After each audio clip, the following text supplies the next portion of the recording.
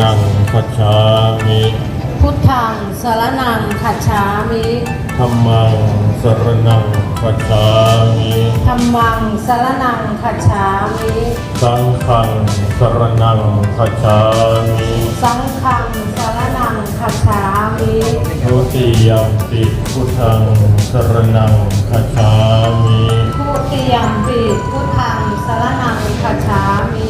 ทุติยัมปิธัมมังสรณังคัจฉามิ ทุติยัมปิธัมมังสรณังคัจฉามิ ทุติยัมปิสังฆังสรณังคัจฉามิ ทุติยัมปิสังฆังสรณังคัจฉามิ ตติยัมปิพุทธังสรณังคัจฉามิ ตติยัมปิพุทธังสรณัง สมาธิยามิ ปานาติปาตาเวรมณีสิกขาปะทังสมาธิยามิ ปัจจินาทานาเวรมณีสิกขาปะทังสมาธิยามิ อะทินนาทานาเวรมณีสิกขาปะทังสมาธิยามิกาเมสุมิชาจาราเวรมณีสิกขาปะทังสมาธิยามิ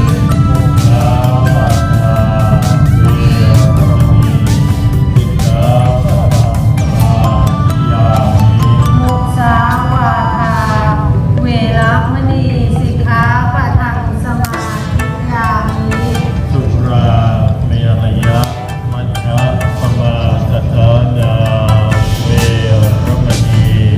สิกขาปะทังสมาธิยามิ สุราเมรยะมัชฌัปมาทฐานาเวรมณีสิกขาปะทังสมาธิยามิ อิมานิปัญจสิกขาปะทานิสีเลนะสุขติยันติ สาธุ สีเลนะโภคสัมปทา สาธุ สีเลนะนิพุติยันติ สาธุ ตัสมาสีลังวิโสทะเย สาธุอามะพันเตลำดับต่อไปนะคะจะได้ขอเรียนเชิญท่านผู้มีเกียรติทั้ง10ท่านนะคะ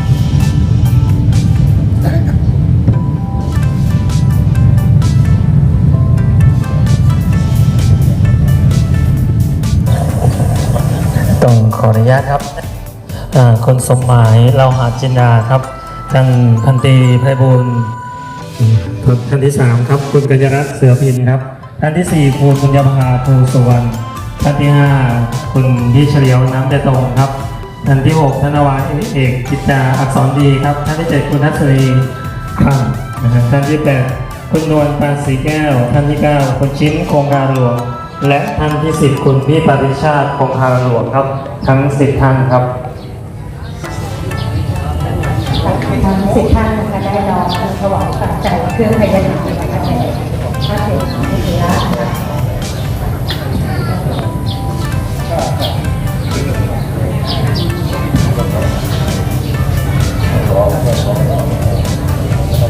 อังคะเลอัปปลังจิตตภาลังเยสีเสปะทวิโกภเลอภิเตเกสัพพพุทธานังอาภาปัตโตภวันติสุญาภานังสุนังพยังสุขังพลัง เดียวกันเลยภาพเดียวกันไม่มียังเหรอ ยัตตาปัญหานาปัฏฐาทินาปัฏฐาทินาโนรัมมังปันติ ชุดนี้ไม่ต้องชุดนี้มีแล้วชุดฝั่งเนี้ยมันไม่ค่อยมีจำแล้วจะซ้ำกัน เทพตาสิเยติยันตัวโพธิยานโม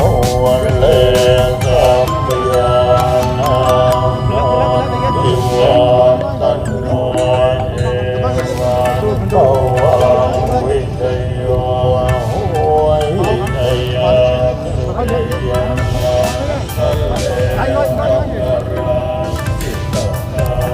แล้วเราเรียนรู้อะไรอย่างแล้ว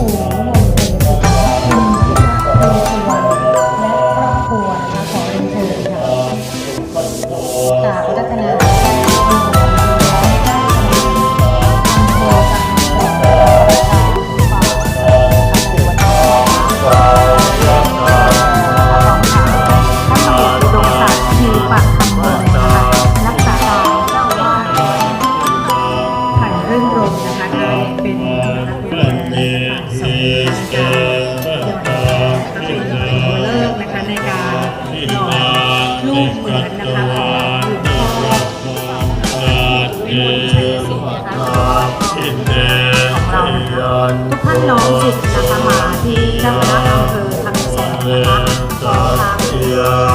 างรักษาการเจ้าวาดและคณะของคุณพิพัฒน์ภูสุวรรณและครอบครัว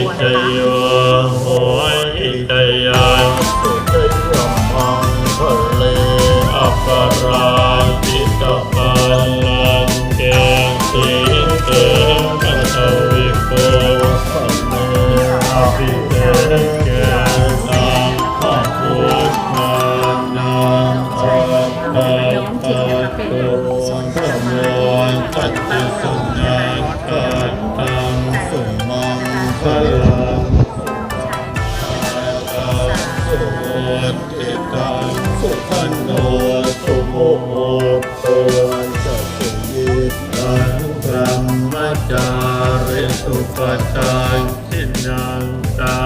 ยกรรมังว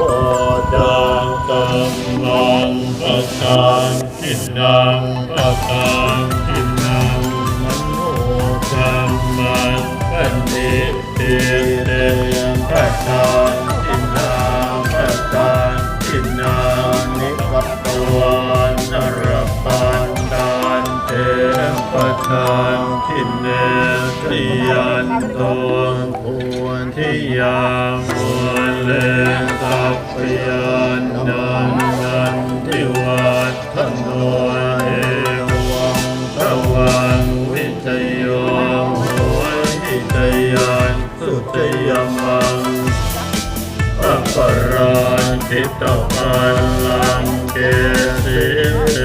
ปัตวิโภปัลเลอภิเตตาภพุทธานังอาภาปะตัวปมวนตันติสุญญาปันตังสุญญาครับสุดท้ายคลิปนี้ก็เอาไว้ประมาณแค่นี้ก่อนนะครับสาธุสาธุสาธุเพื่อเป็นบุญกุศลนะครับผมขอลาไปก่อนนะครับสำหรับท้ายสุดท้าย บ๊ายบาย